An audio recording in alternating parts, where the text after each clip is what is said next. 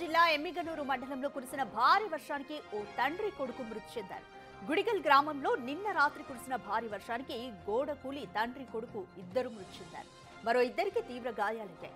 భారీగా కురిసిన వర్షానికి పక్కనే ఉన్న గోడ కూలి గుడిసె మీద పడడంతో తండ్రి నాగరాజు, కుమారుడు నరసింహులు అక్కడికక్కడే మృతి చెందారు.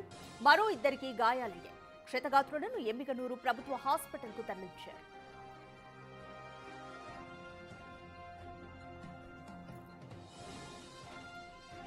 మోర్ డీటెయిల్స్ మా ప్రతినిధి శ్రీరామ్ అందిస్తారు. శ్రీరామ్, ఎమ్మిగనూరు మండలంలో భారీ వర్షానికి గోడ కూలి తండ్రి కొడుకు ఇద్దరు మృతి చెందారు. మరో ఇద్దరు గాయపడ్డారు. గాయపడ్డ వారి పరిస్థితి ఏ విధంగా ఉంది?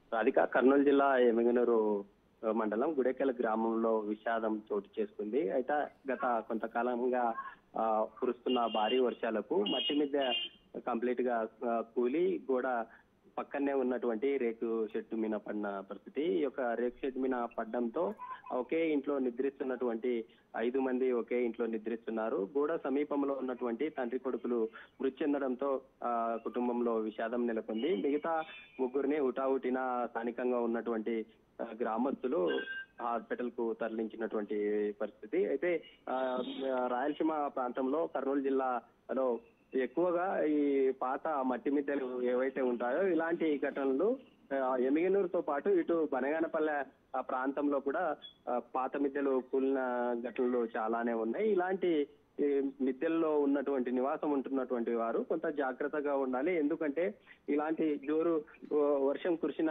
సమయంలో ఆ మట్టి మిద్దెలంతా కూడా బాగా వాటర్ తో ఇంకిపోయినటువంటి పరిస్థితి. ఇంకిపోయి ఒక్కసారిగా కుప్పకూడడంతో ఇలాంటి ప్రమాదాలు తరచుగా చోటు చేసుకునే అవకాశాలు ఉన్నట్లుగా కూడా అధికారులు కూడా తగిన జాగ్రత్తలు తీసుకోవాలంటూ కూడా పబ్లిక్ కి అవేర్నెస్ కల్పిస్తున్నటువంటి పరిస్థితి. ఏదేమైనా ఈ యొక్క గుడెకల్ గ్రామంలో విషాద ఘటన చోటు చేసుకోవడంతో గ్రామస్తులంతా కూడా కన్నీరు మున్నీరు అయినటువంటి పరిస్థితి.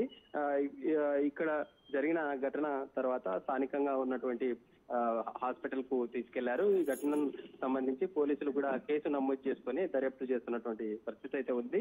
ఈ కుటుంబానికి ప్రభుత్వం ఆదుకోవాలంటూ కూడా స్థానిక కుటుంబ సభ్యులు, గ్రామస్తులు కోరుతున్నారు. థాంక్యూ శ్రీరామ్.